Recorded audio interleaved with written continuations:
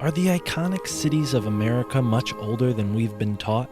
Is it possible that an old world civilization was erased from history? According to some, with fires, earthquakes, and floods, the old infrastructure was eliminated or reclaimed as new in a politically and racially motivated Great Reset.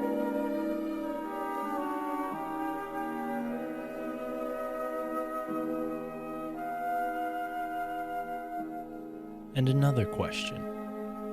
Could the robber barons of the late 19th century have strong-armed their way into creating a monopoly-style electrification of America, gridding this country into taxable zones, the Western territories forced to abdicate their sovereignty as a result of predatory capitalists provoking widespread disasters in an effort to wipe the slate clean and institute their electric grid of financial entrapment? We explore all of these questions and more on today's episode of the My Family Thinks I'm Crazy podcast with guest Matthew Smith, who himself is an experienced designer/builder, a skilled carpenter and architect specializing in roundhouse yurt designs and constructions. In 2003, he received his Bachelor's of Architecture cum laude at NGIT in Newark, New Jersey, where he also dedicated many years of his life to street-level and grassroots political activism. Matt now lives in the Pacific Northwest, where he recently launched a podcast on YouTube called Marvelous Old World. He synthesizes there his explorations of old world American architecture, electric universe physics, ayahuasca, and consciousness. These topics are all discussed there on his YouTube channel. I'm Mystic Mark. Thank you to all our supporters on Patreon, Rockfin, and Substack. Sign up today to hear all of our My Family Thinks I'm Crazy episodes at least a day early. Plus, you get access to all of the bonus content. There are hundreds of episodes there. Go and check it all out. Videos, articles that I've written, and my PDFs that are available for purchase. You can buy them all today. Thank you so much for being here, folks, and enjoy this conversation with Matthew Smith.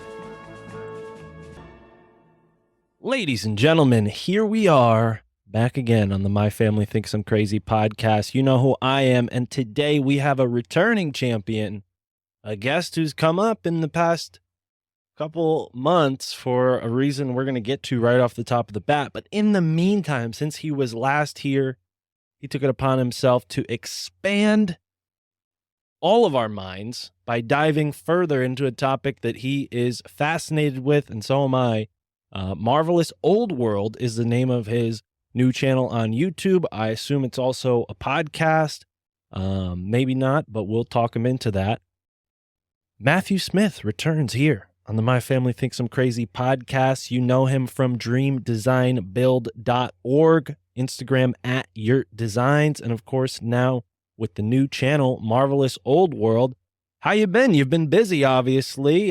Tell us a little bit about Marvelous Old World and what kind of kicked that off. Nothing but busy, Mark. It's good to be back here with you, man. It's Likewise. Good to see you, my friend. Yeah.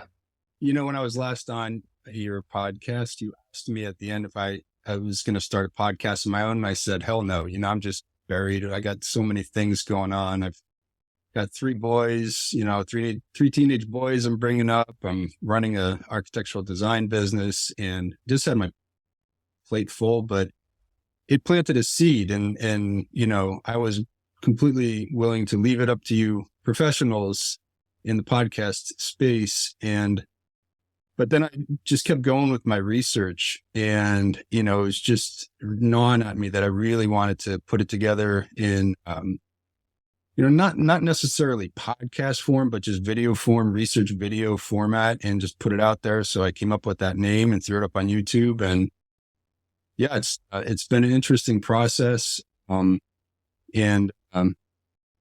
If people are interested in any of the topics that we get into here today, definitely go check out Marvelous Old World on YouTube. And if it turns into an actual podcast, you know, we'll see, but just kind of one step at a time right now. Right on. Well, cool, man. So obviously Marvelous Old World's pretty, what you're covering is implied, but I would say that unlike the average Tartaria researcher, no slight, no shade to them, I appreciate speaking with a guy like you as opposed to someone whose, you know, reputation is based solely on their Google searches and images they find. You're an architect. You're someone who's been traditionally trained to some degree. You've gone to actual schools. You have a business doing this. You have a degree in architecture. So I don't think it's a stretch to trust you more than the average, let's say, Tartaria researcher. Because a lot of this stuff I see, and I've already, offended all the Tartaria lovers on this show. They probably don't even listen anymore because they hate my opinion about Tartaria. But I'm still, regardless of my opinion, fascinated by the subject. And again, not unwilling to discuss it because I think we need more guys like you approaching this subject, with maybe a more practical or more pragmatic approach. So tell us about that. I mean, what about being an architect? Obviously, I can see why you became interested in this stuff, but Tartarius, in particular. But as an architect, how does that change the way you examine these so-called old world structures? Mm-hmm.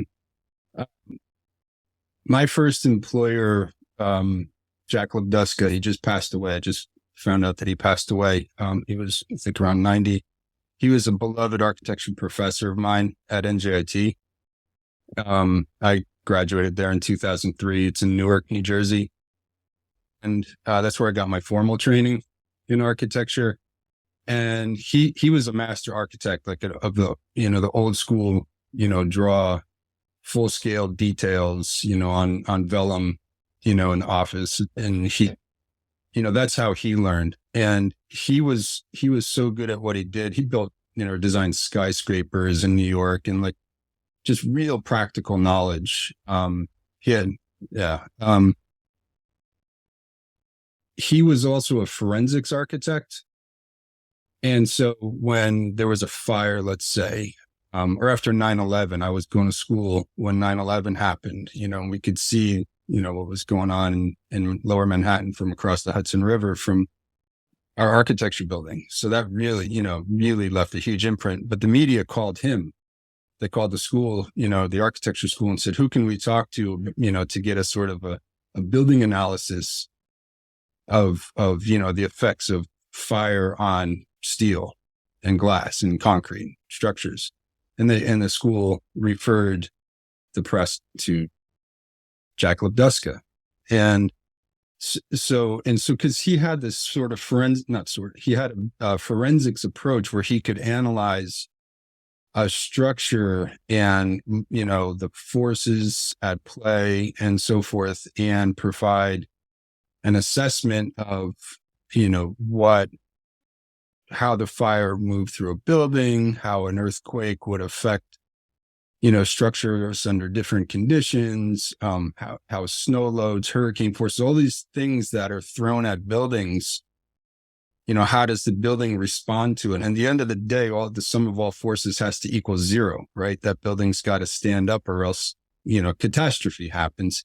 And so I got that sensibility from him, but also through, building. I've always had, a hammer in my hand since I was a kid. I was always, building and playing with materials and just studying materials through doing and putting them together in different ways. And so I just kind of grew up with this sense.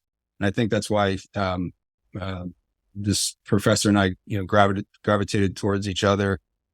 And so when I started looking into these alternative research fields, alternative views of, our built history, I looked at it as stones don't lie. Whatever the narrative says, whatever podcasters are saying, whatever anybody has written down, with pen and ink, for me, I'm always going to hold that up to what I see with my own eyes and what I can touch, because many of these buildings, fortunately, are still with us and you can just go look at them. So if there's, talk about, mud flood or what have you, you just go look and it's like, okay, why are these windows below grade? Or, one of my favorite, and we'll get into this as we proceed, but one of my favorite angles of this research is the cement, this idea of natural cement. And a lot of people might be familiar with this idea that the earlier buildings, basically a lot of the grand architecture that this research community is focused on, the state houses, capitol buildings, bridges, canals, of what, me and many other people call old world architecture, are made, are put together using this cement that had been forgotten about for 100 years or so, that was rediscovered when they were doing restoration work on Fort Jefferson, off the coast of the Florida Keys. And they realized that they couldn't just use regular old porcelain cement to repair this building because the building would reject it, because there's a chemical bond that occurs. And so they didn't understand what this was. They had to look into it. And so what they discovered was, lo and behold, Port Jefferson, and again, hundreds and thousands of these old world buildings, turns out were put together with this natural cement that is basically one type of limestone that's mined and quarried from places like the Rosendale mines in the Catskills, which I visited a few years ago. And talk about an old world setting. Like, that place looks ancient. When I went in there, it just absolutely looked ancient. I mean, the ceilings of this mine were like 25, 30 feet high. And like the physics of the mining techniques they use sort of defy, the modern geological understanding. Just for instance, not to get too much into the weeds right now, like they say that with it's pillar and room or something like that technique, where they're basically carving out the mine materials, and they're leaving behind pillars and columns to hold up the roof of the mine. That modern geology allows for, geological science allows for 40% of the material to remain as columns, to be structurally sound, to continue mining that 60%. Well, the Rosendale mine, it's also called the Widow Jane mine, they've mined up to 90% of the material. So even the engineering that goes into this mine like defies modern sense of, modern scientific engineering and modern practices. And so there's something very special. There's many things actually that are very special about this old cement, what I'm calling old world cement. And it's no small thing that it was forgotten about. And I'm sorry if this gets a little out of order here. When I say they forgot about it, I have to pause there. And what I mean is that the industry itself moved on from natural cement and embraced this Portland cement, which is much more brittle, but it dries fast. And whereas this old world natural rock cement, it's just one type of limestone, and it's made up of silica and calcium, which is so interesting because those materials together have a piezoelectric effect, piezoelectric property, which means that you put it under pressure and it's going to produce charge. And so the last time I was on your show, we talked about electric architecture, was getting into this idea of etheric architecture, electric architecture, and like our cathedrals, like really healing structures, and are they actually doing something with, the materiality? They look like crystals. They look like giant crystals. They have rose windows that have cymatic forms to them. They're made with sacred geometry. They utilize materials like granite, which again, is full of quartz and has this same kind of piezoelectric property. Well, it turns out in my research, my looking into this natural cement, it too has this sort of piezoelectric quality to it. So then And so then when I look at these old buildings and I'm thinking, well, to me, it starts to point to a different understanding of what electricity is, for instance, a different understanding of what a building can do, the type of quality that the effect, let's say, of a building on the inhabitant, whether it's healing, whether it's raising our charge, helping us to raise our chi, helping us to align with, a greater energy body. Now, let me ask you this. When we look at Fort Jefferson, and for folks who haven't heard that first interview with Matthew and I, consider going back and listening to that and then coming back to this, because we did cover a lot of ground on that episode in the realm of electrical architecture. But for a moment, I was sharing on the screen for all the video people Fort Jefferson. I'm going to share it again. You won't be able to see it, unfortunately, Matt, because of the way I'm sharing it. Mm-hmm. It's just on the finished end of the product. But just to show people how far away Fort Jefferson is from like land. I mean, I'm going to zoom out a little bit. Takes a while before we even see the rest of Florida. I mean, look at how remote this Fort Jefferson is. It's like very far off of what Key West, like where that Key West road ends, several miles away from that. So it's pretty mind blowing that they got enough material there to make it, I think, the third largest fort of its kind in the United States, next to Fort Adams and Fort Monroe. So yeah, it's a tremendously, big undertaking. 16 acres, 16 million bricks. The gematria people might be freaking out over that, but yeah, 16 by 16. It's interesting. That kind of reminds me of the 40 on the 40th that Ross Ben and Mike Wan talk about. 16 is multiplied or divided by 4.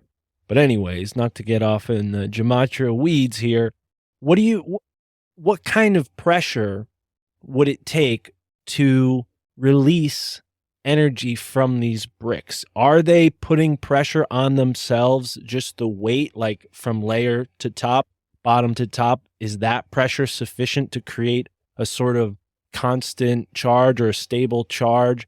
Is the building itself, as it's sitting, charged, or would it take something like, I don't know, an earthquake or, something akin to that to activate this energy that's inside of it? Because piezoelectricity, you could take a quartz crystal and strike it and it will release energy, right? That's how watches work. So Right. What would the intention be for this? Is this maybe a defense system? If a cannonball hits it, would it sort of reflect the energy back? That's a great question. I don't know the answer to that particular question, but you're right. Watches use it, radios use it. And that's wild. Just to pause on that one, like the idea that a crystal under pressure can receive a signal.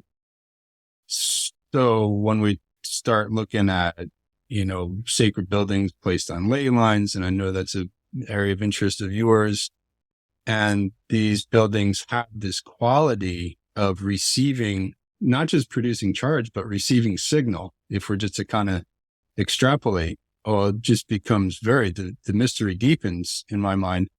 Can they produce charge just by the sheer force of gravity upon, pulling one stone or one brick into another and compressing them? I believe so. I have open right now an article from ScienceDirect.com, and it is titled Piezoelectric Materials for Sustainable Building Structures. And the abstract starts out saying that piezoelectric materials are capable of transforming mechanical strain and vibration into electrical energy. And this paper is from just the last, 2019. The this property allows opportunities for implementing renewable and sustainable energy through power harvesting and self-sustained smart sensing in buildings. And it's like, are we just rediscovering what, our ancestors or some other iteration of civilization that was here before already knew? And I'm leaning towards that. And again, it's like you said the T word 3 times starting out. And I actually try to avoid Tartaria. I accept at face value that the community by and large uses that as a placeholder, like mud flood. We use these terms because we're trying to, come up with a new story, because we're looking at all of these anomalies now. People are using the internet to research and compare notes, put their ideas out there. So we're looking for a new story to kind of, one, to make sense of what we're seeing. And we need new stories. We need, the old story is not adding up anymore. The storybooks, the history books, they don't explain what we are seeing. So, we use a term like Tartaria to mean as this umbrella term to imply this lost civilization. Right. That's, right at our doorstep, in cities all around us. And I don't like to use it myself because it's also loaded. Right. And I, while we, I look at it in the sense of this idea of egregores, this thought form. Like, I feel like it's becoming its own thought form. And it has its own sort of like, divisiveness. Like I've seen the maps too. And I see Tartaria was probably an empire, like over in Eurasia somewhere, and what's now Russia or Mongolia. And, but it's over there and we're here, and this is America. So I call it, American. To me, it's American. Well, and I much prefer to use the term American, old world American architecture. Right. And I should apologize because you did make that clear the last time we spoke that, old world is a more appropriate term. I agree with you. I think, unfortunately, Tartaria has this sort of flat earth stink on it where, you can believe that NASA is lying to us without necessarily believing the earth is flat. But, because that audience is very vocal about their beliefs, a lot of people conflate the two. I think the same thing's happening with Tartaria. Again, no offense to any folks, no matter what you believe. I believe in being open-minded, so stick around. Don't get so upset just because I don't agree with you. Now, when it comes to the maps, you're certainly right. I think one thing that's really fascinating to keep it, I guess, America-centric for this conversation is some of the depictions of America before Columbus, the way America was depicted on maps. And through that research, it seems like there's a good case to be made that not only were there advanced civilizations rooted here in America to begin with, but advanced civilizations were traveling here prior to Columbus's voyage. We have a bunch of evidence that the Vikings, it's pretty much acknowledged that the Vikings had mapped out parts of Canada and the North Atlantic, obviously.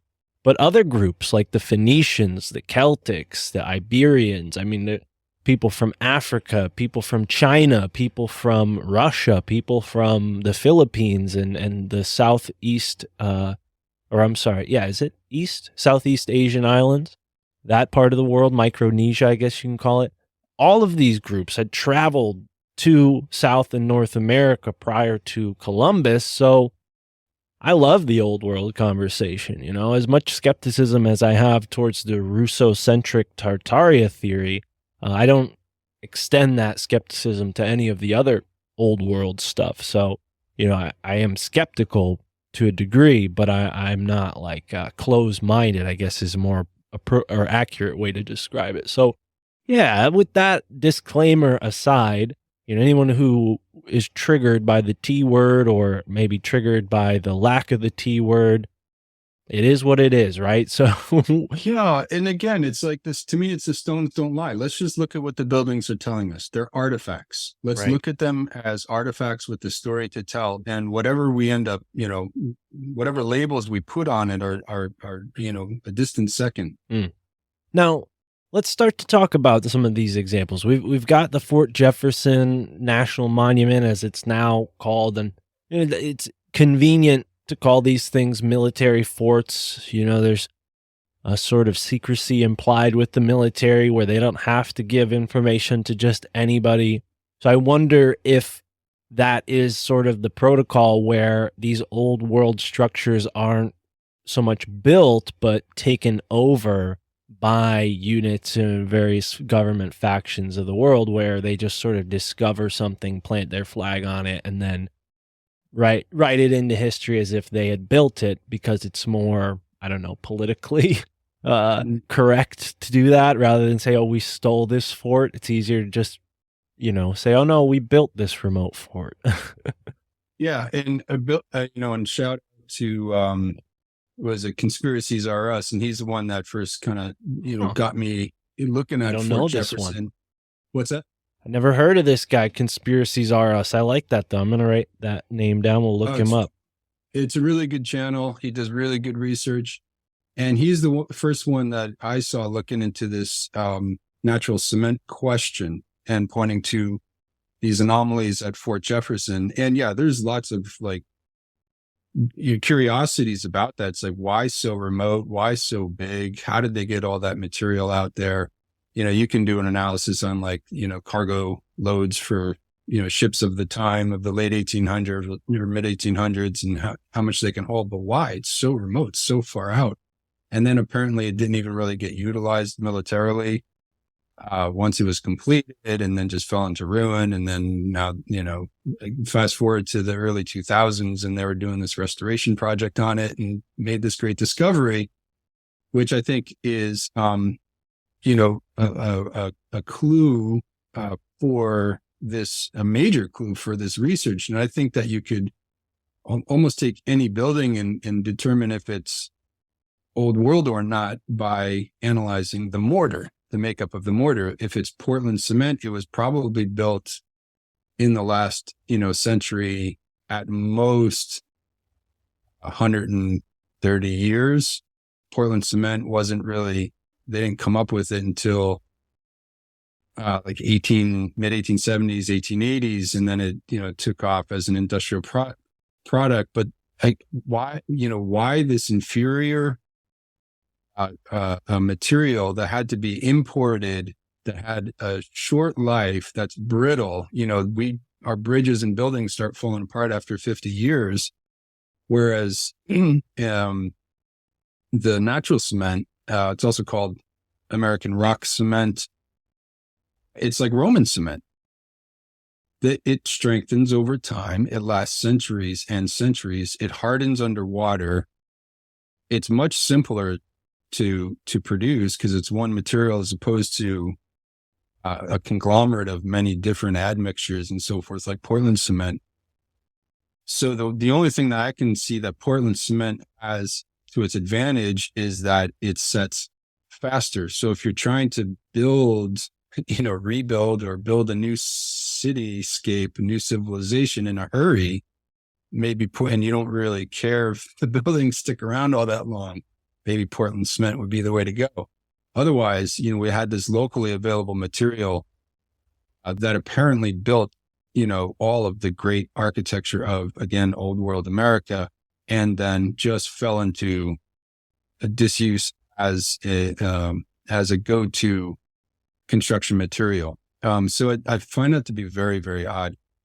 So again, where I put my research in the last, 6 months, 8 months since we last spoke, was just to look at, take these ideas and apply them locally. And I live in the Seattle area. So Seattle has this fascinating underground, you can take an underground tour downtown, and there's all these points of entry, and there's all this intrigue and lore and history wrapped around. underground Seattle. So I did my first video for the podcast on underground Seattle.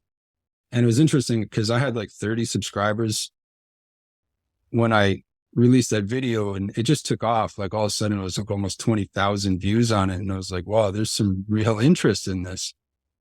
And so that was the beginning of my research. And the anomalies, what you said about, was there an existing civilization? Were there existing buildings that were sort of rediscovered, founded, and claimed, and a new flag placed up on top of it? Well, that's pretty much what I found. That's pretty much what I found here in Seattle. I mean, if we could go back to Fort Jefferson, I know you just spent some time talking about Seattle, but I hate to do this to you, but I mean, to reiterate the point you just made, I mean, I just looked up who designed Fort Jefferson, and it just doesn't make sense that these guys would be even employed to do this, like at their level. So let me just tell you the three people who are claimed responsible for Fort Jefferson and the Florida Keys, or the Dry Tortugas. Joseph Gilbert Totten, who fought in the War of 1812, served as chief of engineers, and was a regent of the Smithsonian Institution and a co-founder of the National Academy of Sciences.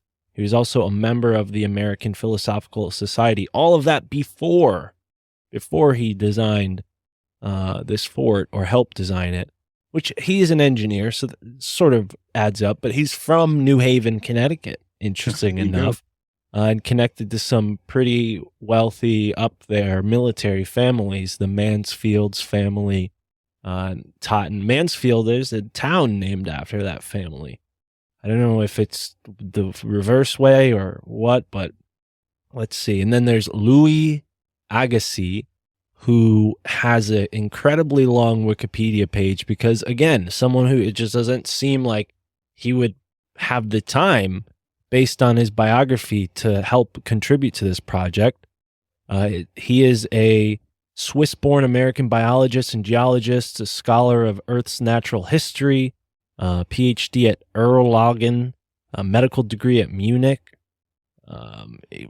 Founded the Museum of Comparative Zoology, visited Harvard University after emigrating to the United States in 1847. Again, it wasn't even in the United States yet when the fort was being created, because it says it was thought of in 1843 or something like that. But and his Wikipedia page is very long, and there's one interesting excerpt about him being a racist and spreading some racist ideas through the field of polygenism, which tries to explain the human origins. So again, like, this guy seems like a dude who would be, I don't know, employed by, again, the folks like Smithsonian, trying to cover up certain aspects of history. Now, this guy, the third guy, really puts it all together. Montgomery Cunningham Meigs, United States Army officer, civil engineer, quartermaster general of the U.S. Army. I mean, these are top-level guys designing this fort in a lot of different fields. And he was a graduate of Yale University. Go figure. So, yeah, I don't know. Maybe it makes sense. Maybe the historians will say, no, these guys would have done stuff like this. It does talk about him at other forts, but yeah, it just seems like these guys were very busy with other things to, go and design this fort that, for the most part, was abandoned within decades of its so-called creation, and in a spot where, Navy Commodore David Porter, who first inspected it, said this is an awful place to build a fort. So just, yeah, I hate to take up all the time, but to your point, there are tons of anomalies with just our first example here. Right. And the way I look at it is you can go mad, like pulling out all the threads, and it's like, well, this doesn't add up. This doesn't make sense. And I've been there myself. I've put myself in some dark places where it just seems overwhelming, until I learned to zoom out and realize, well, the narrative as it's told is a tapestry. It's a fabric, and you pull on any thread and it's going to start to come apart. So you just start to, kind of zoom out a little bit and get more of a bird's eye, view to it, and realize that's what it is. It's a fabric, and it is coming apart. And so don't get caught up in any one thread. But yeah, you're right. And so just the idea of these architects, like they just ascribe all these accomplishments to this and that, historical figure, and so when I look into the question of who the architects were, just, you mentioned the Smithsonian. I can't remember his name right now. I wanted to do a video on this, and I will, but the Smithsonian building, the Smithsonian castle, that exquisite red brick building that's right in like downtown Washington, DC. The architect that is attributed with that building is a colleague, or was a colleague, of Frederick Engels and Karl Marx. And he was a German immigrant who came over here and founded a German newspaper in the German American community that was newly establishing. And he's credited with a lot of buildings in Washington, DC, like really exquisite red brick buildings, the Smithsonian being one of them. But I just find it and he was so much a colleague of Engels and Marx that there's quotes where Engels phrases him directly, like by name. And how is this? Right. Yeah, I have an image of the Smithsonian up above my head here for the video audience, and it looks like a palatial estate out there in England with this sort of cherry tree garden, courtyard, and red bricks all the way through. I don't remember seeing this. I've only been to DC once, so I don't remember if I've seen the Smithsonian, but fascinating stuff. Here's I think, is this the same building? Smithsonian American Art Museum? Maybe not. These aren't red bricks, but you can't see the pictures. So the story of the architects, I mean, even like Frederick Law Olmsted, the famous landscape architect who's, there's a volunteer park, which I was just at yesterday because that's where Bruce Lee's grave is. Shout out to Bruce Lee, just passed away 50 years ago yesterday. And I brought my son there to pay homage. But that's right adjacent to Volunteer Park. And that's an Olmsted park, or that might be Olmsted's sons, who, apparently carried on his father's legacy. Now we'll circle back around to Olmsted, but Olmsted was a journalist. He wasn't, to my understanding, wasn't trained as an architect or landscape architect. He was a journalist. That was his career. And so how, again, how is it that somebody who's trained as a journalist, traveling around the country, gathering stories, in the first part of his professional life, his adult life, how is it that he just becomes this master of landscape architecture and is credited with designing Central Park? And so, scratch and sniff. What can I say? Well, speaking of Central Park, Cleopatra's Needle has always kind of baffled me. I wonder if there's a sort of, in that same line of thinking, no pun intended, with ley lines, if there was a, sort of energetic acupuncture point there. I mean, they call it Cleopatra's Needle. I don't think that's a coincidence, but I wonder, obviously back then they were all obsessed with Egypt because it was all new and freshly discovered. But I wonder, how much money, how much time went into putting that Cleopatra's Needle in Central Park. I mean, and just to display Egyptian culture there. I mean, it feels like these structures have a energetic purpose, right? I mean, obelisk is something that kind of, doesn't it sort of capture residual energy that rushes by it and kind of funnels it to that point. Am I thinking of the right? Yeah, I mean, I see obelisks as antennas, like, vibratory, like frequency receivers of some kind. They're often outside temples or adjacent pyramids in pairs.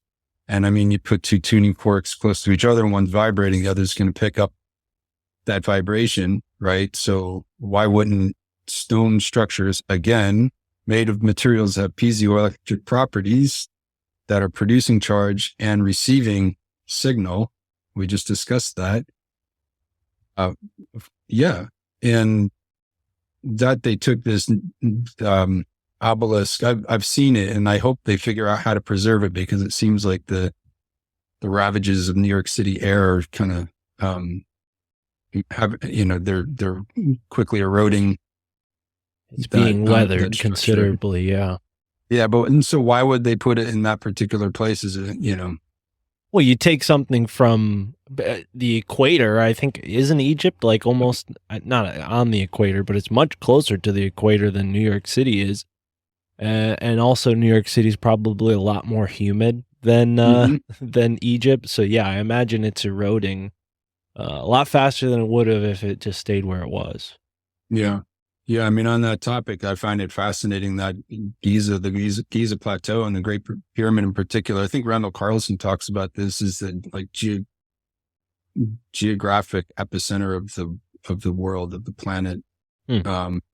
Just how do they determine that? I'm not quite sure. I know what you're referring to. I think, and I tried to explain this to somebody, and they got so upset with me as if this was incalculable, but it's the center of all of the geographic landmass on the planet. I tried to tell my grandfather that, who's, I don't know, he started watching Ancient Aliens, so I thought, okay, here's our bridge. We can start to talk about this stuff.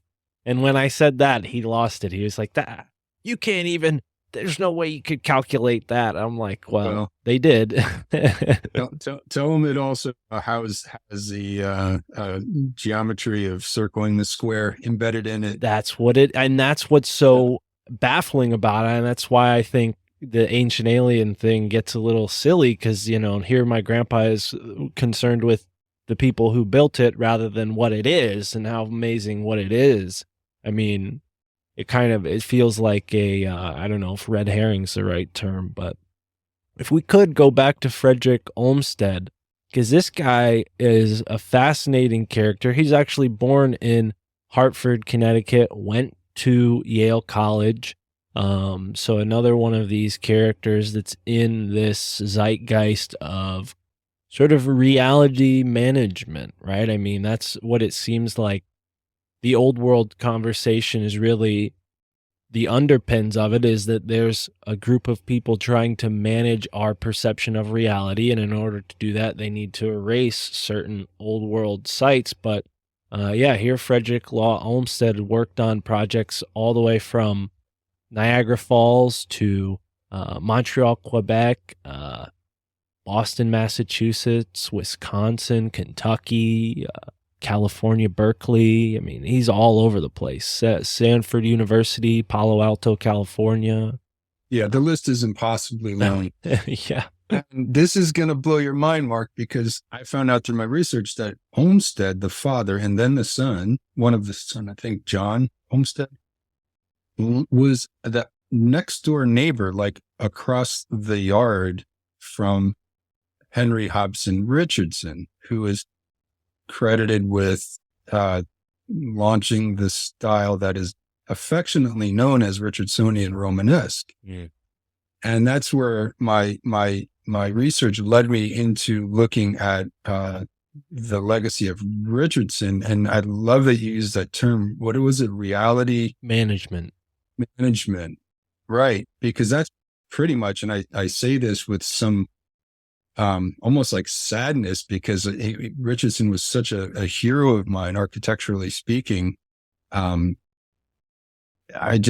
find him to just fit that to a T, just that his legacy doesn't add up, but that they were neighbors. Olmsted and Richardson were neighbors, next door neighbors in Brookline, Massachusetts, which is a stone's throw from Harvard, which is where H.H.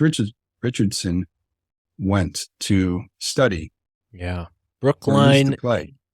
Brookline is an interesting place. Past guest on the show, Christopher Knowles, someone who is a friend of mine now. I went and met him in person. He's from this area, and the first time he was on my show, all the way back in episode 18 or something like that, he told me about this very strange mob, CIA, Harvard connection that's centered right there in that part of Massachusetts. So I don't know enough to say anymore, and I don't want to get either of us whacked. So we should maybe not talk about the mob, but yeah. I mean, but we can look at the fact that at the time that they were Olmsted and Richardson were neighbors. Brookline was the wealthiest suburb in America. Right. And it had, I think it was the first country club or something like this in America. It was also extremely racist too. I mean, the deeds forbade selling any property to any black or Irish person back in the 1800s. That was just sort of, so yeah. I don't know. That was maybe before their time. No Irish people allowed, huh? Either. Yeah, we wouldn't have been allowed there, Matt. Well, so, how is that? Again, it's like pause. How is it that Olmsted and Richardson were next door neighbors? Now,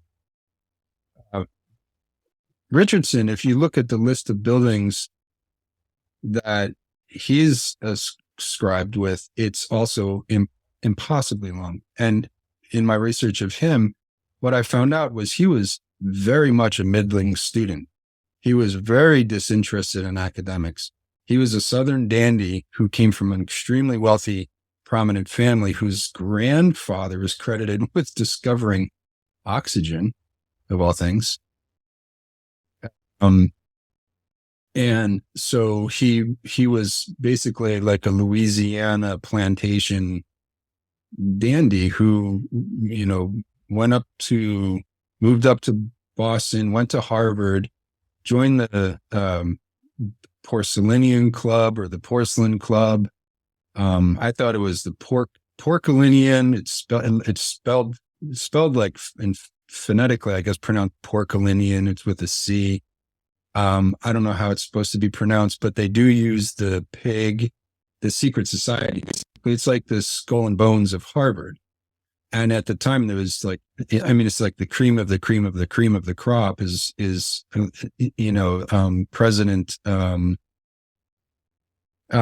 Theodore Roosevelt, I believe. Like, that's the kind of people that, are led into this club. So Richardson, Henry Hobson, the HH intrigues me because HH is like 33 all by itself. And I also feel like it's hidden hand, right? To me, that's how I look at it. The H is 3 lines make an H.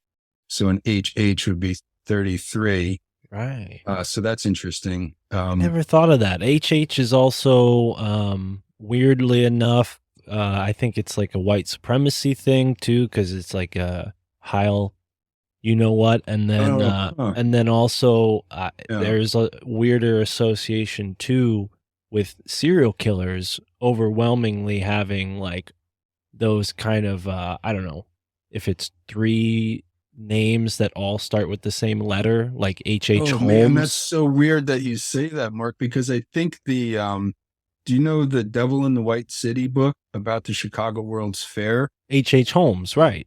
Yeah. Yeah, my aunt read that book. Funny enough, we were kind of talking about the World's Fairs. Yeah, talk about reality management. That's who I thought of when you first said H.H. Richardson. So I guess not quite the same as the serial killers with 3 names all starting with the same letter. I don't know. I think there are other examples beyond H.H. Holmes, but you mentioned his great-grandfather discovering oxygen. We should point out that his great-grandfather was Joseph Priestley, who is a big deal. I mean, he wrote extensively on electricity and created machines that kind of demonstrated some uses or just the reality or the concept of electricity. So him and Benjamin Franklin were working together to a certain extent. And he was one of these Calvinists who, had these kind of odd beliefs for Christians at the time. And a lot of those Calvinists ended up colonizing New England. So a lot of these like upper crust, top level families that come from the East Coast have roots in Calvinism. There's also a weird lunar moonstone that commemorates Priestley in Great Bar, Birmingham, UK. So tons of weird stuff with Joseph Priestley. But you say Henry Hobson Richardson didn't appear to be as skilled as he should, given his pedigree of, projects that he's worked on, all this long, resume of his.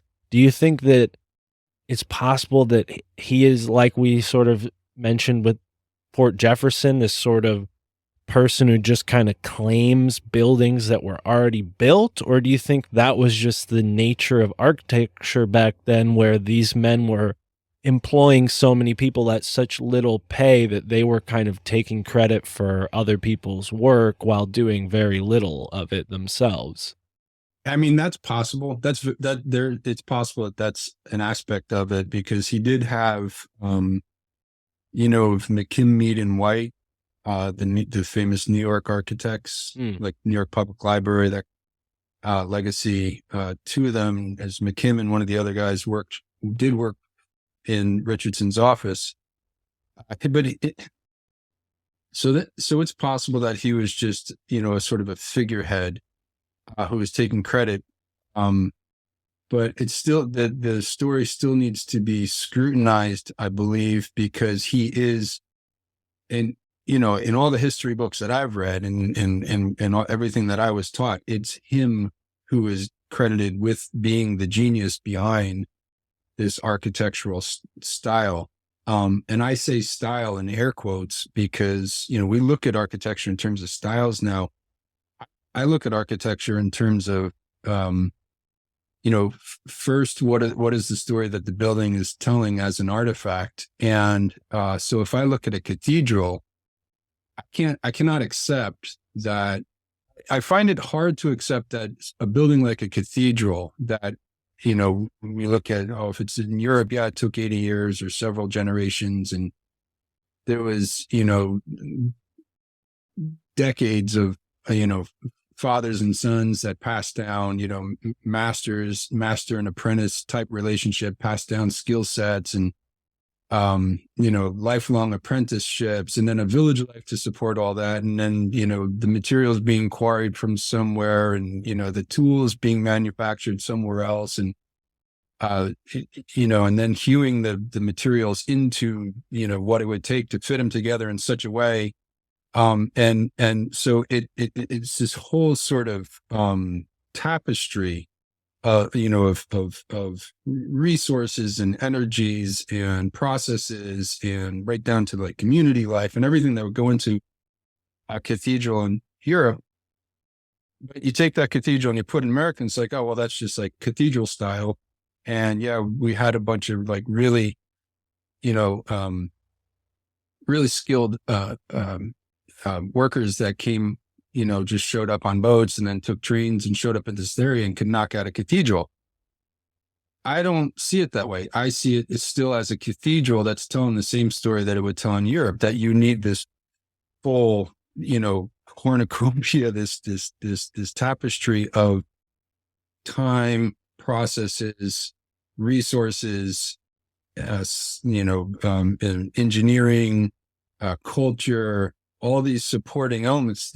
All that same stuff has to go into a cathedral here. And so if I look at what's a Romanesque, what's considered to be Richardsonian Romanesque building, I find it really hard to accept that's just as one genius who, was able to just, come up with all of this himself after, again, and like we can get into it a little bit more, not to beat the horse, but he was really an average, like they call it the gentleman C. he was a gentleman C student. They have this thing, this like high society, uh, um, the Ivy League institutions. So he wasn't overly concerned with academics. No, he was actually just an average student. And like, if you read books about him, it's repeated over and over again because they can't really mask it. And not only that, he was very, very, very sickly throughout his whole career. And his whole career only spanned like 20 years. He died very young. He died at 47. He was obese. He had this gastro disease. He was said to have a horrific stutter where he had a really hard time communicating with his clients. He so much so that he was exempted from military service on account of this stutter he supposedly had. And when I say obese, it's like he couldn't get out of bed towards the end of his career. He had to have like special pulley systems in his house in Brookline, Massachusetts, where his home office was. So after being a very average student, and he did so after a couple of years at Harvard, in which he wasn't just in this porcelain club, he was also in two others. So he was in 3 secret societies, and he is known for, at the time, for his dress, for his flamboyant dress. He was much more into like going shopping for clothes and dressing up as a dandy than any kind of like academic pursuit or interest. But then he goes and he got into, I think an uncle sponsored him to go to the École des Beaux-Arts in Paris, which is, the elite architectural institute in Paris. And he was going to go there for a short time, I think a year or so. He ended up staying for the entirety of the American Civil War, because the war broke out while he was gone. So he just hung out in Paris, did his thing there, and then came back, and immediately out of college, basically immediately got a commission to design Trinity Church in Boston. And Trinity Church is said to be one of the greatest masterpieces of American church architecture. Mm. It's mind blowing. And when I look at that building, I did a video just, in conversation with Old World Explorations podcast. And he's this fellow, Chris McKenna, he's great. He's going city by city and just asking these questions in every city across the Americas. And I think he's got a fantastic channel. But we sat for, an hour or so and just looked into this legacy of Richardson. So if people are interested in delving into this a little deeper, they can check out that video on my channel. But so for him to come out, or for anybody to just come out of college as a young man, somewhere maybe at that time he's in his late 20s or something, middle to late 20s, around there, and you're given a commission to design Trinity Church, and you come up with this just absolute masterpiece of architecture. And again, if you look at the facade, just the facade on that, it looks ancient. It looks so old. And it's the level of detail on that with the arches and the columns. And it's an old world building if I've ever seen one. But you don't, even if you're a genius, you don't just like come out with that.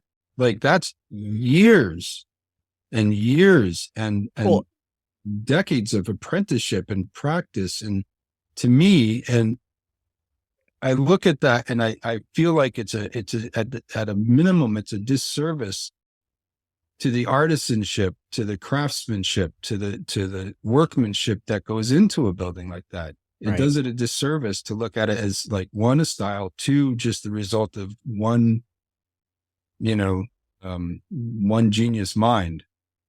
And for folks who might not be familiar with Massachusetts history or colonial history, this church, Trinity Church, that's no like startup church. That's the church of Boston, along with two or three others that had been there from the beginning. You know, these are historic churches. I think the King's Chapel was the British church. So that was like the Anglican church, the, you know, the people who were loyalists during the Revolutionary War would have been allied with that church. I don't know that those churches, you know, survived after the Revolutionary War, at least the same way they were when England was here. But yeah, that's the Anglican church that he's working on there.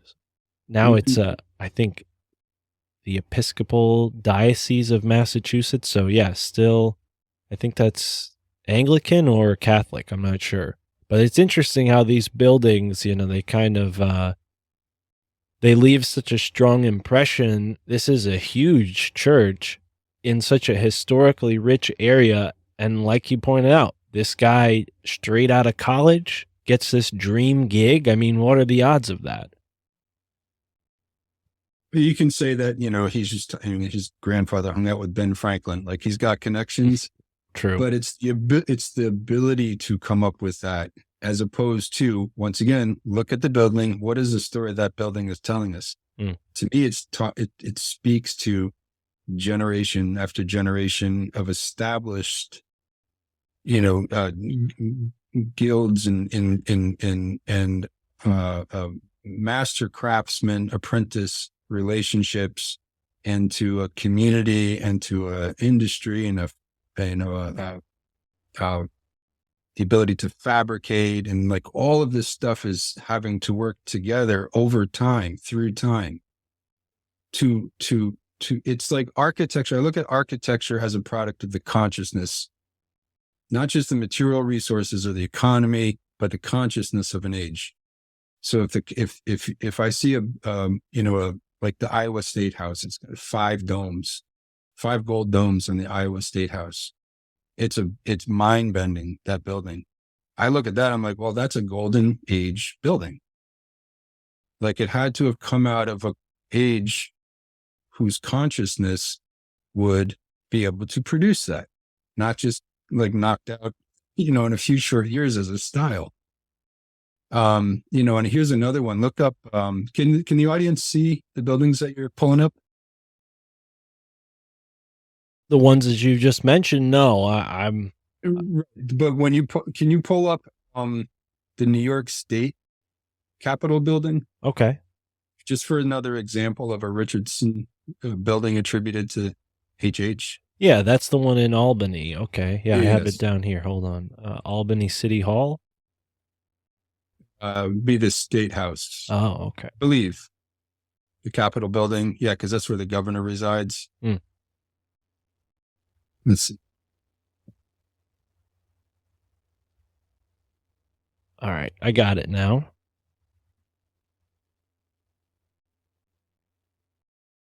Wow, yeah, this is quite a building here. All right, the audience should be able to see it now. Yep. You're looking at the exterior? Yep. Yeah, check out the interiors. Oh. It's labyrinthian in its ornateness. Okay, yeah, this is a stairway here that he designed, Hobson. Yeah. Interesting. So again, it's, you know, if that building were in, you know, in Paris or Prague, we would accept that it was part of, you know, a product of generations and you know, centuries of cultural development. But here, yeah, it's just one of, I think, 80 buildings. I think Richardson has 80 buildings that are attributed to him in 20 years. Wow. Yeah, the detail is incredible. Yeah. So, why did I get into Richardson? One, because I had to look at his legacy. He's, again, one of 3 pillars of American architecture alongside Louis Sullivan, who came next, and then Frank Lloyd Wright, who initially worked for Sullivan and then went off on his own. Sullivan is credited with like the Prairie School architecture, Chicago architecture. I'm going to be looking into him more next, but I was led to investigate Richardson because actually through my research into Seattle, there's an architecture professor at the University of Washington Architecture School, Jeffrey Oxner, who created a book called Distant Corners, Distant Corner being the Northwest, some years ago. And he looks at the legacy of Seattle architecture, old Seattle architecture, through the lens of this Richardsonian style.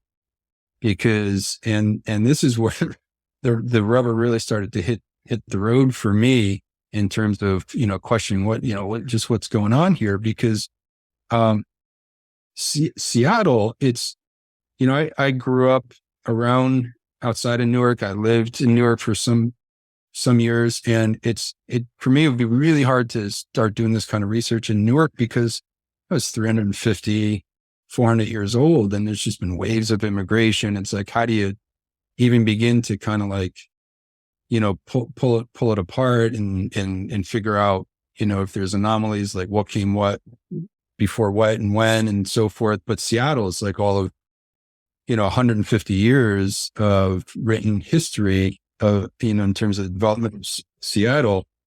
And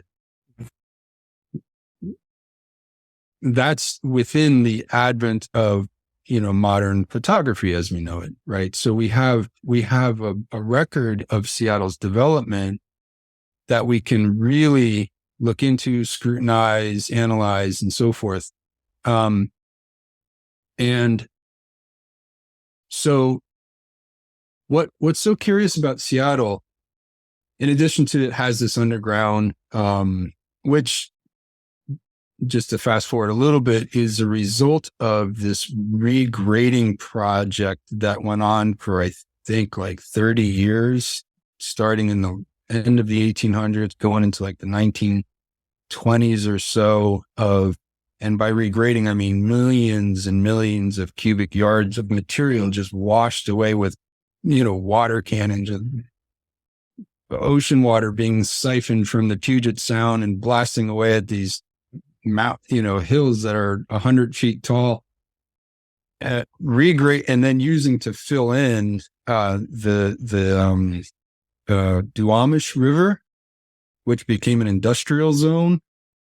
The Duwamish River is an ancient watershed, right? With like, 10,000 years of Native American history alongside of it, and culture and everything. And then they just cut one part of the city and filled another part of the city and turned the Duwamish into a shipping canal and just, obliterated basically everything. So when you go downtown Seattle, what you're looking at is like a terraformed landscape whose natural and human history has just been completely wiped away. It's either been cut or it's been filled. And so when they did the filling portion, some of it, in order to get a completely level, because you can see, like, this is the objective, is to get a completely level area. You can start popping up skyscrapers and having this modern machine of a city built upon. They wanted to just level it, and again, like I look at Seattle as a machine, basically.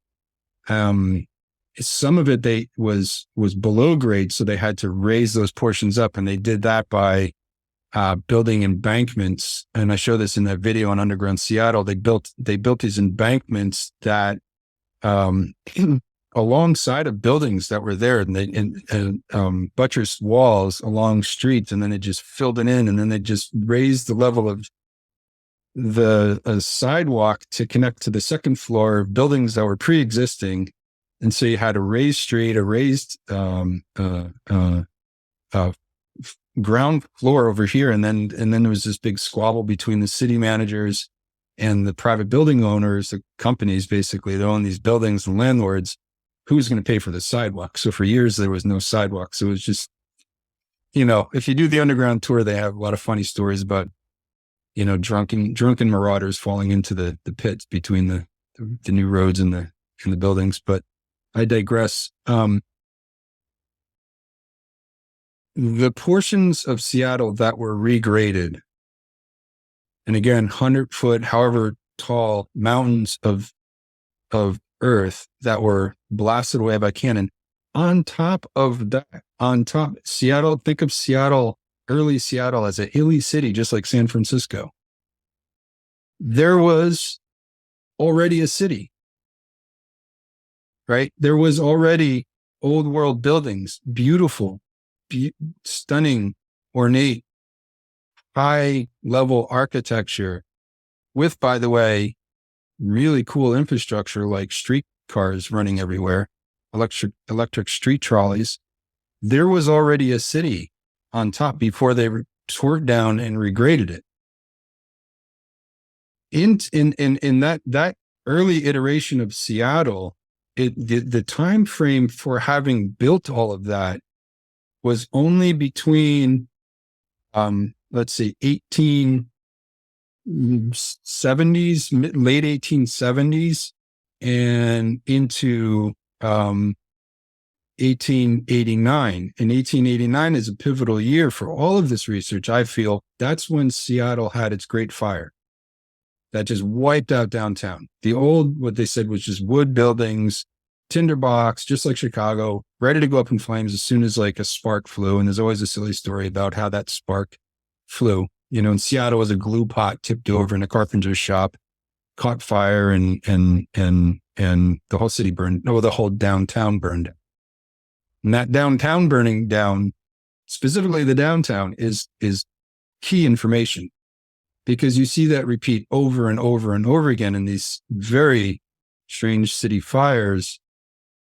You could just list almost every city, almost every major city in America burned down at around this time. And almost always it's the downtown business district. And so Seattle was 1889. Before that, as mentioned, the city on the hill that was there before so there's multiple things happening there.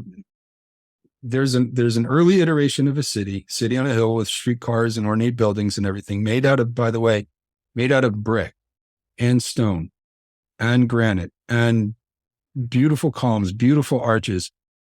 I've shown these videos, pick photos of the rubble, and it looks again like Chicago after the fire, or say Hiroshima or something.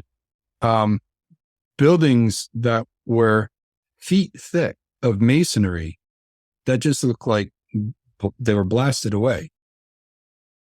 And so what happened to the story of the wood, clapboard, tinderbox, settler city that was just ready to go up with the match? Because what I look at when I see these photos of Seattle fire, what I see is ruins of rubble and of brick and stone.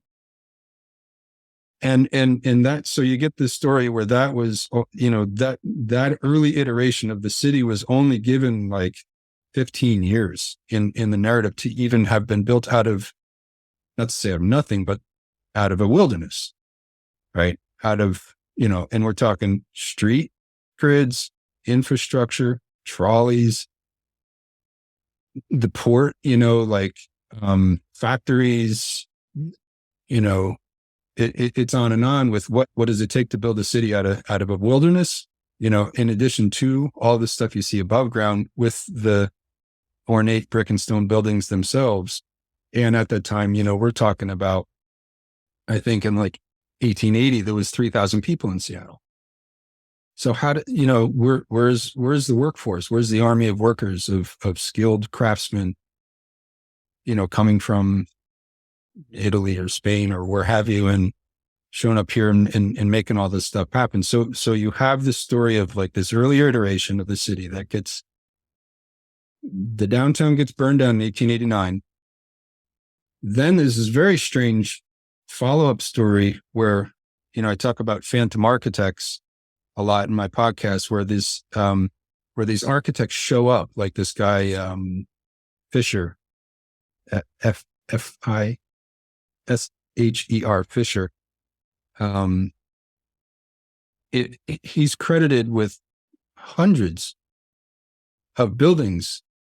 And supposedly in the 18 months after the Seattle fire, there was some like 3,500 or almost 4,000 new buildings produced within 18 months immediately after the fire. But basically the downtown just got rebuilt all over again. And then you have the regrade projects where there's still a city on a hill. There's still this stuff up here that wasn't downtown, that didn't get burned down. And if people are interested, go look at my videos, because these buildings are awesome. They're huge. They're massive. They're ornate. They're made of brick and stone in old world styles. And they're up on these hills. Well, they're in the way, knock them down, blast them, get them out of there, and then blast the hills with water cannons. It's called hydraulic mining, what have you, which I've kind of find that part curious, Mark. And there's questions. It's like again, back to the thread, pulling on a thread, and you start to kind of like go mad a little bit, because I just that part of it alone, that they used hydraulic mining to reduce these massive hills to, flatten them out and basically wash the earth away, wash it into the Duwamish River, wash it into other places that they wanted to fill. And you could see the pictures online, or just look like they're very surreal. How did they know? Just a question. How did they know that they could blast this away with water cannons? Because I built a house in Seattle when I moved out here 20 years ago. And when I was digging for the foundation, is in North Seattle, in a community called Lake City. I was digging for the foundation. I got down 2 or 3 feet and I hit hardpan. Hardpan is hard as a rock. It's like, it's itself like concrete. And I couldn't, I'm using a pretty big excavator and I couldn't break through it. It's really, really hard material. So how did they know that these hills would have just been, you start a project like that, you better be able to finish it, right? It's just a question, how did they know that they could use those techniques to remove that material at such a scale? I find that to be curious as well. And so then I look at this questions of mud flood, and it's just curious, and if there was such an event that washed,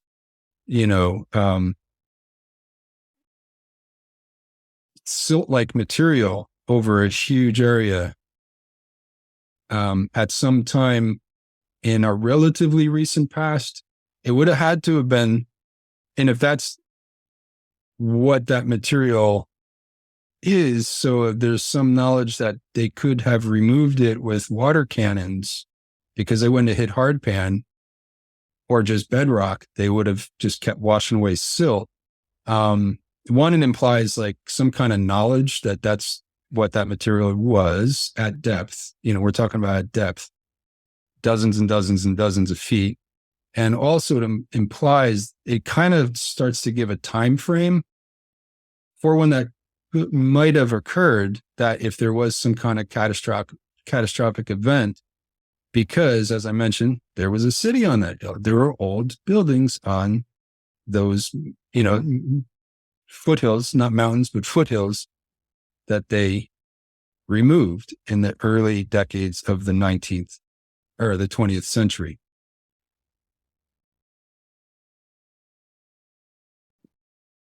Is this making sense, Mark? Yeah, no, it's making a ton of sense. Now, given I'd never been to Seattle, it's hard for me to really visualize some of what you're saying. But now that I'm looking online, I'm seeing some images, I'm finding some brick buildings.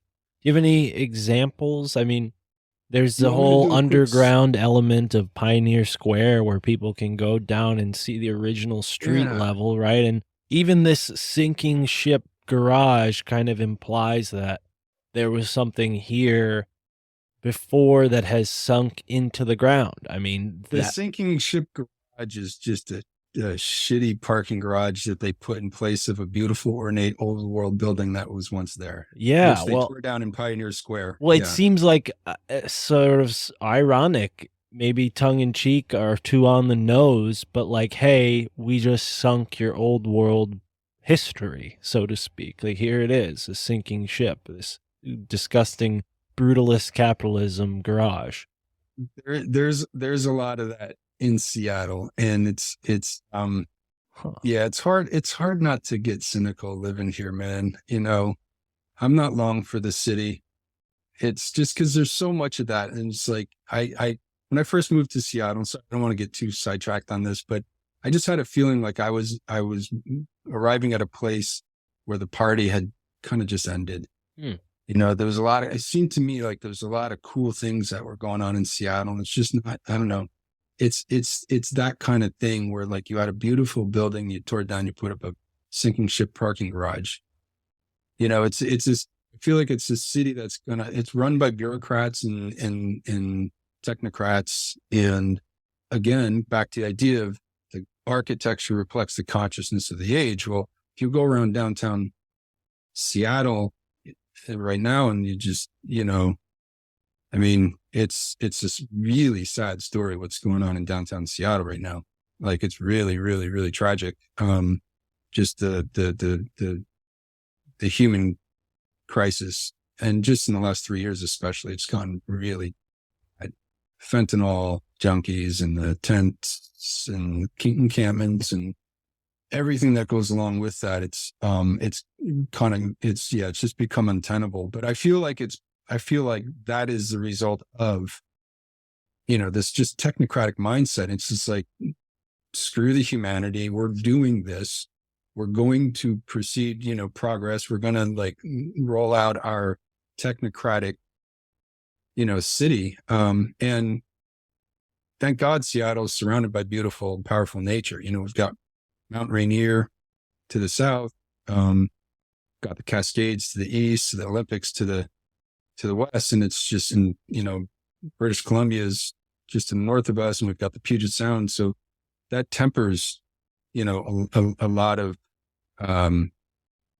this really kind of like overwhelming Ugliness. yeah, it is. And it's like a spiritual thing. Mm. I really feel like this stuff is it's visceral, it's spiritual. Yeah, so like I could do a screen share and put some Please do. pictures to this. Yeah, because I'm seeing a lot of what look like modern skyscrapers when I type in, like, hey, what are some of the best architecture examples?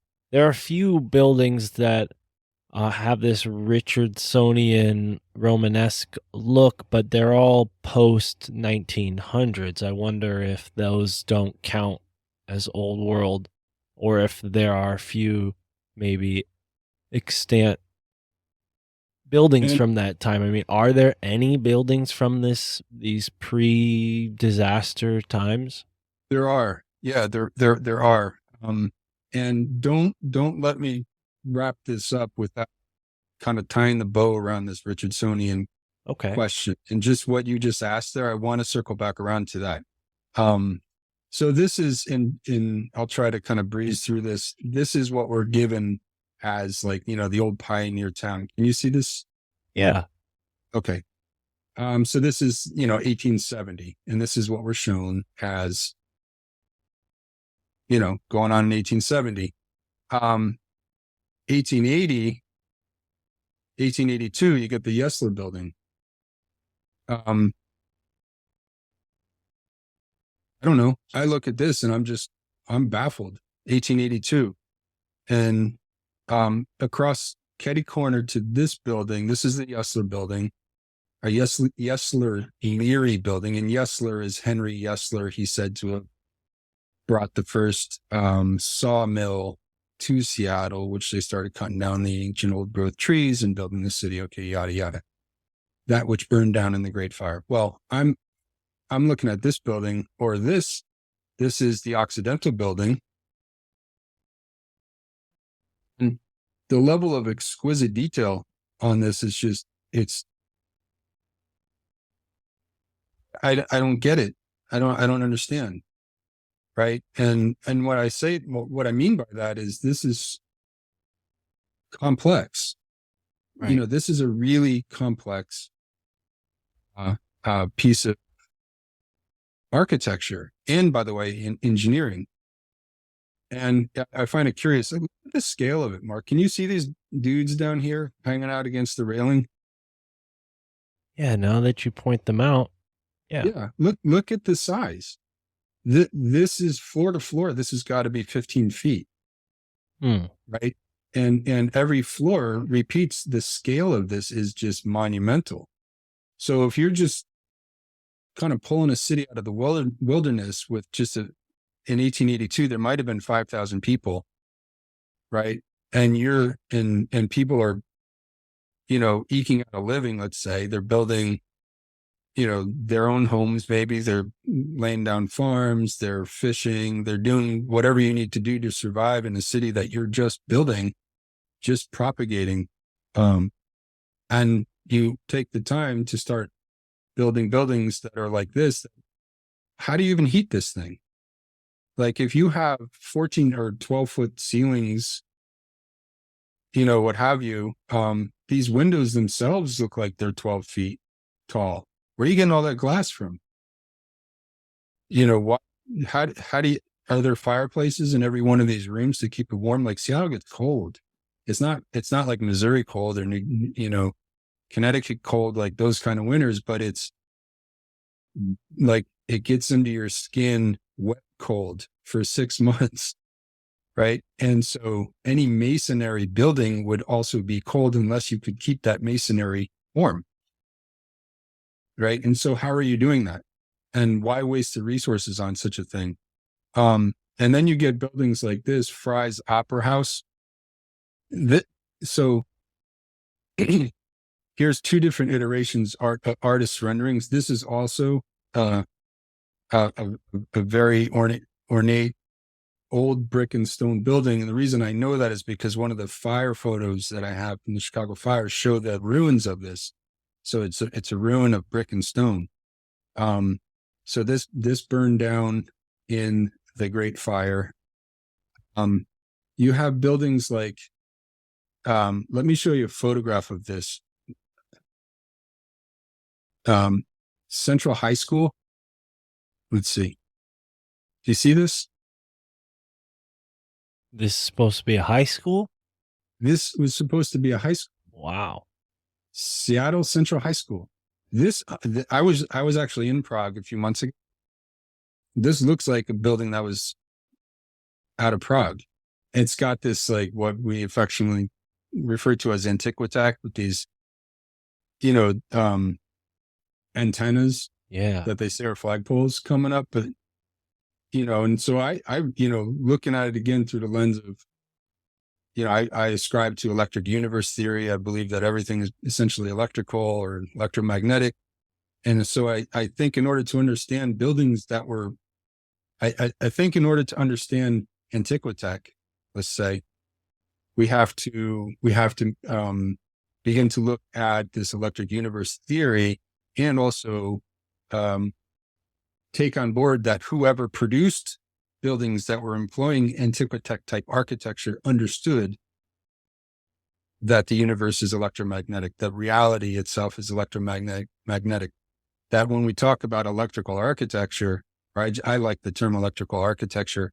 I'm not talking about a building that collects energy and then you can plug your cell phone to charge into the wall socket in the stone. It's that there's something happening electromagnetically that A, can uplift your mind, body, and spirit, and also B, over here, do something somehow to produce a physical, a physical outcome, a physical effect. Be it, can the building warm itself? We've looked at these radiant fireplaces, for instance. Can the alchemy of these materials coming together in such a way actually produce a warming effect to where you don't need wood burning fireplaces Well, and in that's structures like that's this. kind of where I thought you were going with it as soon as you sort of insinuated that earlier, and it prompted me to look up or ask the question to my search engine here, how uh how is the electrical grid, or what's the history of the electrical grid? I found an article called How Has the Electrical Grid Changed? And it says that in 1882, the United States created its first electrical grid. And after the Great Depression, the electricity industry transformed from competitive and unregulated to regulated and monopolized by zones. Uh, Before and after both sounds corrupt and fishy. And it also Hmm. sounds like the type of atmosphere where these very wealthy types would say, hey, let's delete all this old world architecture because we're not going to be able to charge people money to live in their houses if they use this old world technology. We need to give them basically houses that are cold without our help so that we can charge them to live. Correct. Now, Wow. one thing that I have noticed over and over and over again, Mark, is that, uh, can you see my mouse? Yes. These towers on these old buildings, 9 times out of 10, when these buildings survive, the towers are gone. Huh. Somebody doesn't like these towers, or whatever is going on up in here with all this Antiquitech Right. and all the maybe bell towers, maybe clock towers. I mean, this is so curious. Like, what sort of device are we looking at? Yeah, that doesn't Because even look like a clock face there. I mean, it could be, but I won't understand where the hands of the clock are. And if this building is so high, how would someone be able to read the clock if the hands weren't pretty obviously there? I mean, yeah, maybe it's just the quality of the photo, but the finials and I don't know what the weather vanes maybe on top of these um, points on the roof here. Some of them kind of look like the fur-de-lance. spiritedly, yeah, Yeah, and then others are just straight poles. Uh, it's interesting. yeah. I forget what exactly I was reading the other day, but there was something about weather vanes and roosters and how roosters are connected somehow to electricity, and that's why they put roosters on Well, top they of wake up the with the weather sun, vane. which is interesting. And Right. L electricity is L is God and all that stuff. I don't I know. That's think interesting. I think it was this guy Paul Stobbs who does research into the Nephilim.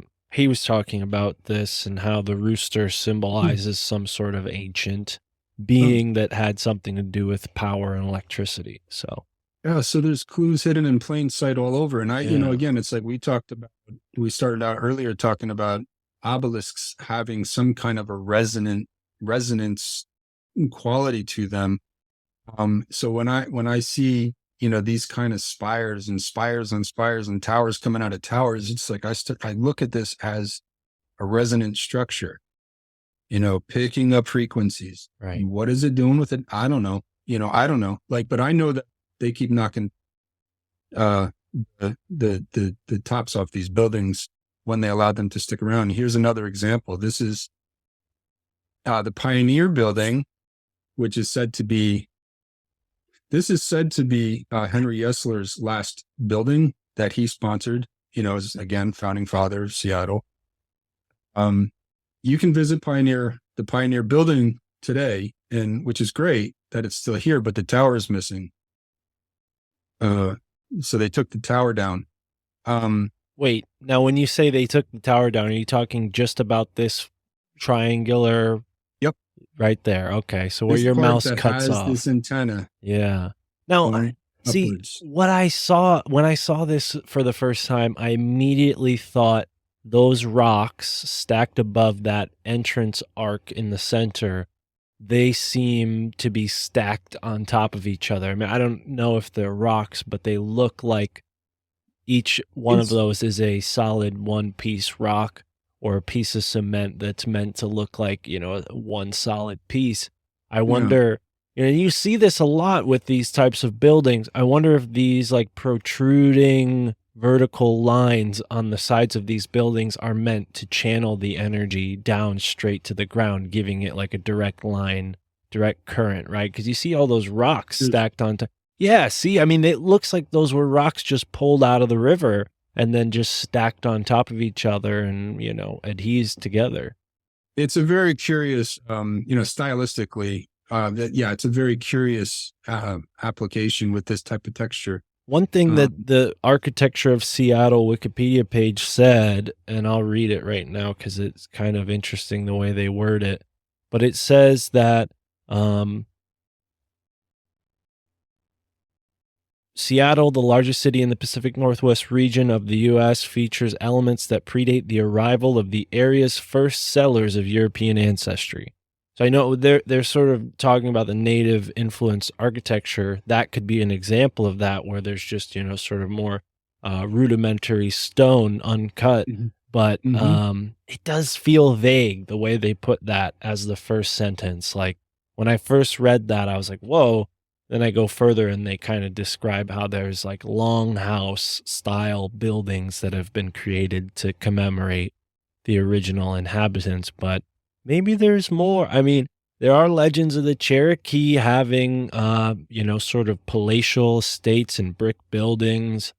Is it possible that the people who, or the Duwamish tribe and maybe their neighbors had more advanced architecture skills than we're told? Because there's some descriptions of longhouses out on the East Coast that are very elaborate and ornately designed. I mean, now we're told longhouses were just sort of wooden reed constructions, but is it possible that they had stone and other elements involved?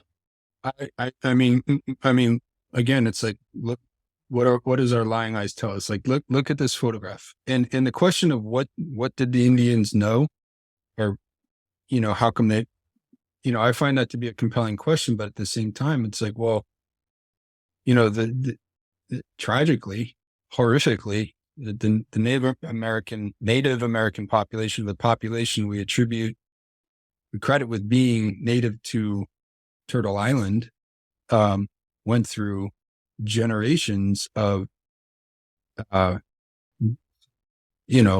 Genocide. Yeah. culture wash and brain, like talk about reset and, re-education, camp and the whole thing, like, Atrocities, basically.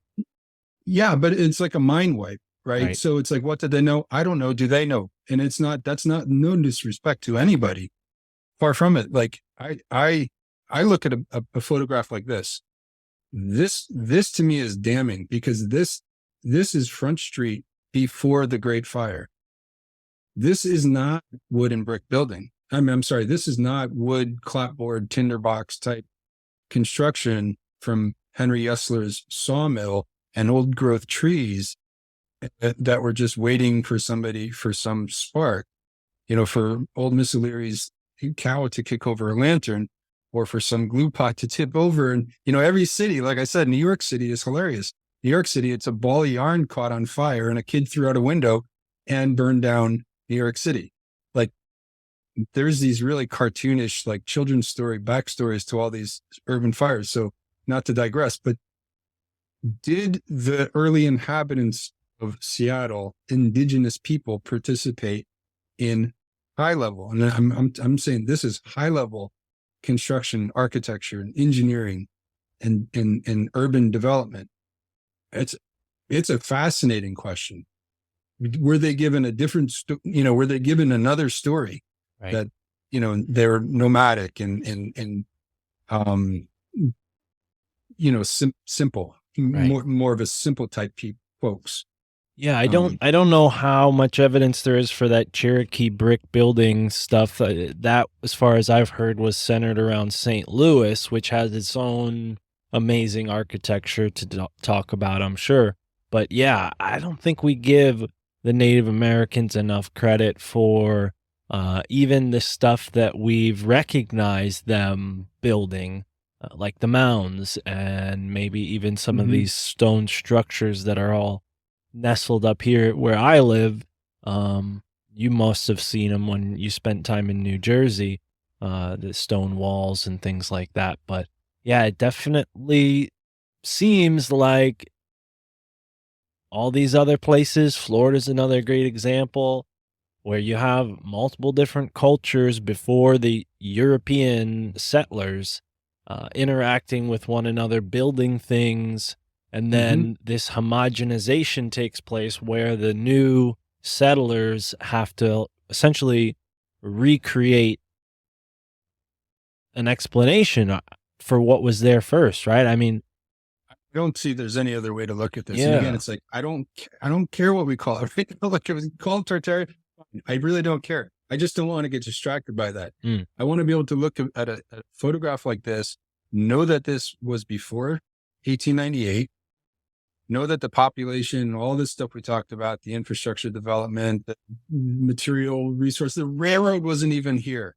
They didn't even have the transcontinental railroad completed by by the time these buildings were being built. So, okay, so then they had to bring all these materials by ship and so forth. And maybe bricks were being made in San Francisco.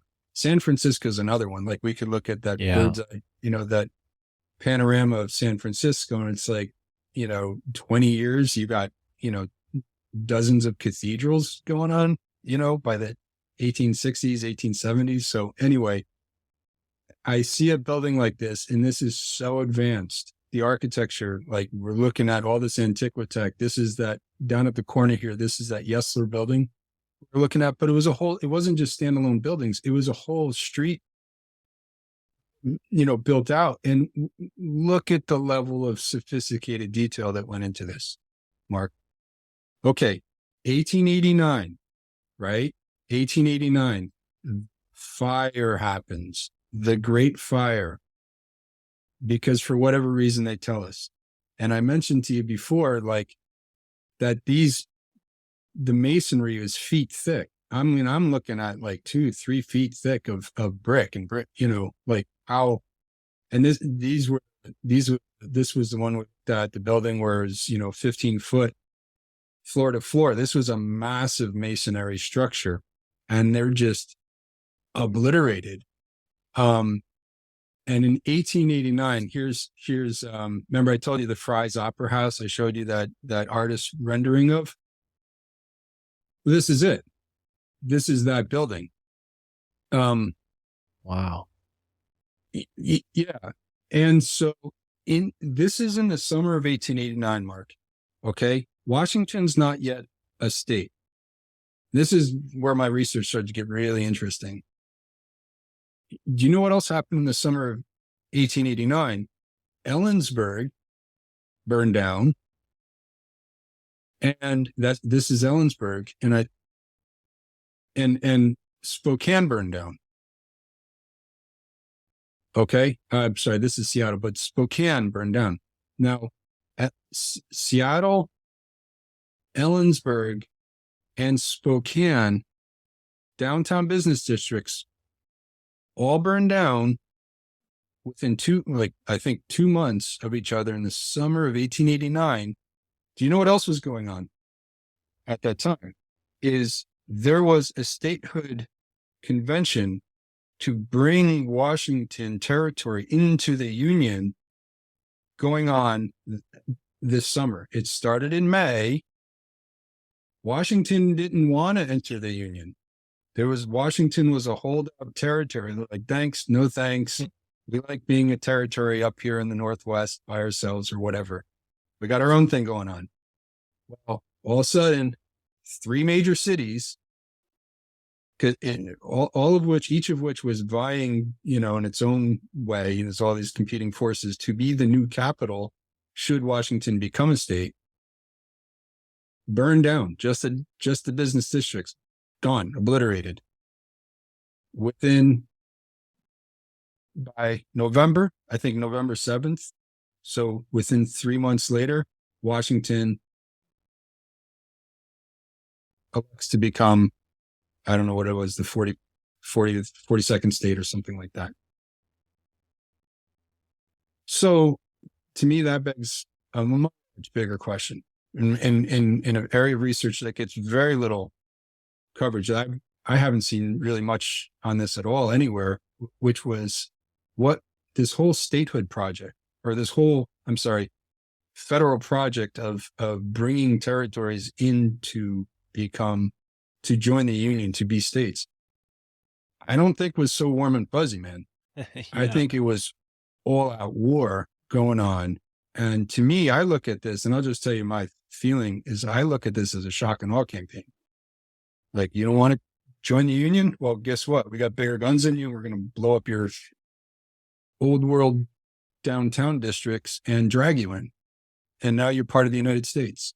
Well, And to and me, I that's like, whoa. imagine it was pretty simple to, you know, cause this destruction and then say, "Hey, we're the federal government. Let's give you a loan to rebuild and, There you do go. it our Right. way, the way we Yeah. describe, so our That's, I mean, companies can get in and build these electrical grids." they've already, I mean, yeah, Mark, it's the same story over and over. It's rinse and repeat. It's Wow. going on in Ukraine right now. Like, they've already said it's going to be the new shiny modern utopia once all the, the shouting stops. Right. And so this is what they do. It's terrifying. But I really think this requires like a hard look. And also because, on the lighter side of things, we had beauty. We had this is Ellensburg. This is downtown Ellensburg. Like this, there's a lot of, it's easy to be cynical about the country that we live in because of the madness and the ignorance and the backwardness that plays out.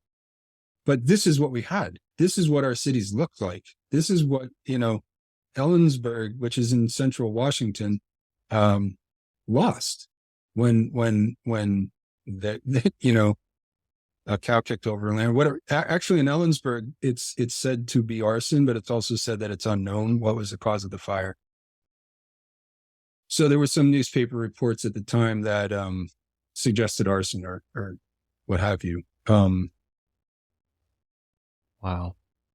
Yeah, that's pretty amazing stuff.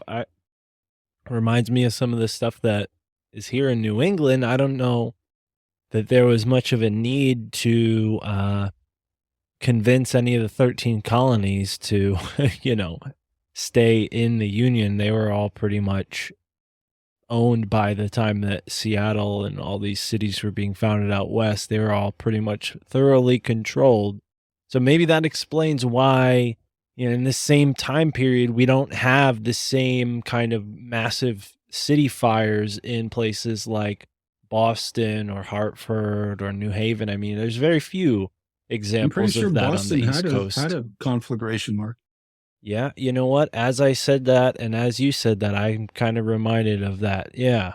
So New maybe York had that's the 3. case. Maybe Boston had the same sort of threat where, they were made to.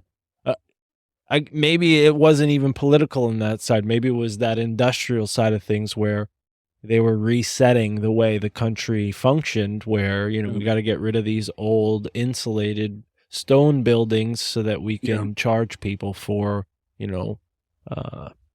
energy, Yeah. heat. Yeah, maybe they just look at it as business, just business. It's just a practical question for them. They're like, well, how do we shoehorn this new, electrical and plumbing and whatever infrastructure Right. into these old cities? What a pain. Let's just knock them down. Right. And I think that's really what I'm trying to say is that there was a infrastructure sort of reset going on, and a lot of this old world architecture fell victim to that. And maybe there was a political agenda coached alongside of that as well. Now here's, again, old, this is the Denny Hotel up here on the left. This says this photo is from 1907. This area was regraded and then it was turned into this. And I have a hard time believing all this happened in 2 years, but that's what this photo says. So here's your new, your new metropolis and your new, machine type city. And here's another example. It's this up in the upper left corner is the King County, the original King County courthouse. And again, old world building if I've ever seen one. And so here is this overlay, like this area, this hill up here would have been washed down, but in the meantime, they're bringing in, and I love this picture because you can see how the new grid is just like oozing over the landscape, right? And so you can see how like some of these buildings would have already been here, and they just do this raised sort of viaduct type of highway thing, and you could see how under these sidewalks you'd have this underground zone that today you can still go and visit, the Seattle Underground, with all its weirdness, and then you get these from one angle, it's mud flooded and this and that. We see these basement windows going down below grade. But then if you kind of like roll back how it actually unfolded over time, you can see that the building was there. Then they raised the grade of the city, and then some of those windows just receded under the sidewalk line. And I'm not saying that's the case with all below grade windows, because again, I guess I think there's a strong case to make that there was some type of conflagration in the recent past, relatively recent past, that was, left these like huge silt mounds, silt foothills that were then built upon at one time, and it's just progression just unfolds and unfolds and unfolds over time and has all of these different iterations. Right. Just because we're talking about the regrade, we'll look at this. This is what they were doing, washing away all of this stuff with water cannons. And grade might not be a familiar term for everybody. So, I mean, think roads when you're going down a steep road, and it's you have that sign on the side of the road that says, grade 9% or whatever. This is what he's saying. I mean, it's a little late for this. I'm sure people have caught on with the context, but yeah, grade might not be a readily available term for everybody. Yeah, thank you for that, Mark. Sometimes I forget. That's all right. Here again, check it out. Check this out. And I if people at home or what have you, the audience is listening to this, if you get a chance to watch it as well, you'll get a much richer sort of picture. Because here we're showing earthen, a very odd, Mark, isn't this very strange? Like these hills are just kind of knobs and they go up and they go down, and there's houses built in within and around all these old buildings. Are just kind of like following the landscape of this earlier iteration of development that happened who knows when. I don't. But then they knocked all this up here, they knocked it down, washed away all of these mounds, and that are 80, 100 feet tall. And then just, so you look at the photo from below, this is the Denny Hill regrade. There was many, Denny Hill is the one that gets a lot of the, fame and whatnot, or notoriety. But then it turns into like what looks just like it looks like a massive, massive parking lot, but it's really just a new grade, a new level. They just leveled it all. So now we're going to start over with a new street grid, sell the real estate, to the highest bidder kind of a thing. And then modern office buildings are going to start popping up as we see today, like so many mushrooms. One more of this idea. This is I-5 blasting through downtown, which once would have been hills. And then I see a building like this, and this is some Presbyterian church, and I look at that, and I scratch my head and like, when was that from, really? Right. Because all this stuff just happened around it. Yeah. Wow. Huh. And again, with the stones that seem like found stones, loose stones that probably would have been part of the environment, used to create these very large scale projects, what is that? 3 stories? The church? This building here? Yeah. Oh gosh. I mean, you have 1 story, 2 stories. There's a very odd stair that looks like it's coming up to a 2nd story here because it's on a little bit of a slope. So right. 4 stories, 3 almost. into this attic, 4, 5. I mean, it's really 7. Wow. I mean, the top of this is probably at least 100 feet tall, if not more. Wow. 120 feet. These are formidable edifices. Right. Now, Mark, I don't know how long you want to go with this, because I want to to circle back around to your question about, are there buildings that are still intact? And I just want to give mention to that. I did a whole deep dive history into Port Townsend, which is just across Puget Sound, from Seattle. It's on the tip of the Olympic Peninsula, and Port Townsend is absolutely fascinating because it's preserved. They went through great pains to preserve their old building stock, and so here we have. Remember, I mentioned Fisher, that architect, the architect, the phantom architect that shows up and then just as quickly disappears in the narrative. And it's always like self-trained architect from Ohio, blah, blah, blah. Well, this is said to be a Richardsonian building built in the style of H. Richardson. It's a Jefferson County Jefferson County building, Jefferson County courthouse. Yes. And again, it's like the level of detail on this, it just boggles my mind anyway. And, so this is going on at the same time these buildings are showing up in Seattle in this impossible timeline with insufficient, population levels, to say the least. And the same thing is happening right across the water in an even more remote location in Port Townsend. Now, I marvel at the fact that this building still exists, that the tower still exists. This is the type of thing that would be disappeared if they were to keep this building at all.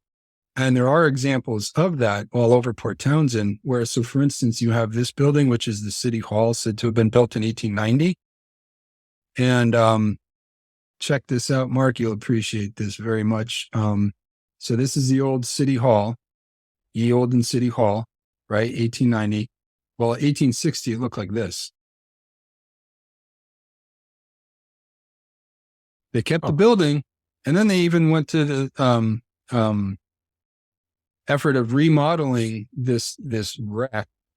There's just, I mean, I see this, it just makes me sad, and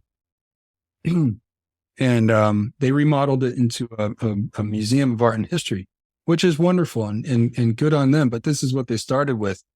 And there's always a story of like, in 1940, there was an earthquake, or there was a hurricane, or there was something that rattled the roof and they had to take the tower down. But that story just kind of comes up like old Mrs. O'Leary's cow kicking over a land. It's just like, it's like these formulaic storylines that are just, you start to see them enough and you could just kind of guess them. And Port Townsend, interestingly, has its own underground. And I'm like, how did Port Townsend get its own underground where you can go down and there's a street level down below and there's storefronts below the street grade? And I looked and I couldn't figure out how until I show it in here. I'll show you this just to paint the picture. Or here, again, brick buildings, 1890. And this whole area of downtown was filled in, according to a geologist that I found, a local geologist, trained professional geologist, did a YouTube video, which I came upon in doing this research. And he did an analysis of the various layers of earth and stone in this portion of downtown Port Townsend, because this abuts, it's a waterfront. It's a waterfront community. You can see here, right? There's, you're right up on the Puget Sound. And so what he said is that this whole area of downtown was filled. So at one time, to basic, like Battery Park City, New York, so like they just filled it in to extend the real estate out into the water so they could build more buildings. So that answers the question of how does it have an underground, but it doesn't answer the question of, to me, of like, it makes it even more impossible to understand. Like, so not only did they build all these buildings in record time with so few people and resources, but they also had to actually fill in the downtown first. They actually had to fill in the land itself in order to build upon. I'm like, who is doing this? Where is all of this energy and labor, and where's it coming from? And so it's, full circle, I guess, Mark, it's to this question of who built what and when and how. And I don't think any of us have any real good answers at this time for this, but I think the questions, like arriving at the right questions, is a really good way to approach this whole research, because it's, the implications are just, the implications are that our whole story that we have about who we are and where we are is off by a lot. Right. And we have to do some serious regrouping and rethinking, who are we and where are we is, not for the faint of heart. Yeah, no, it's a big, big area of mystery. What exactly went down before the United States became the 50 United States? And yeah, you've raised a lot of questions here that I don't think we could find the answers to. I wonder, Wilhelm Reich was around back then. Maybe they used some sort of weather machine to cause the mud floods that people talk so much about. I mean, it's already a place that gets record precipitation every year.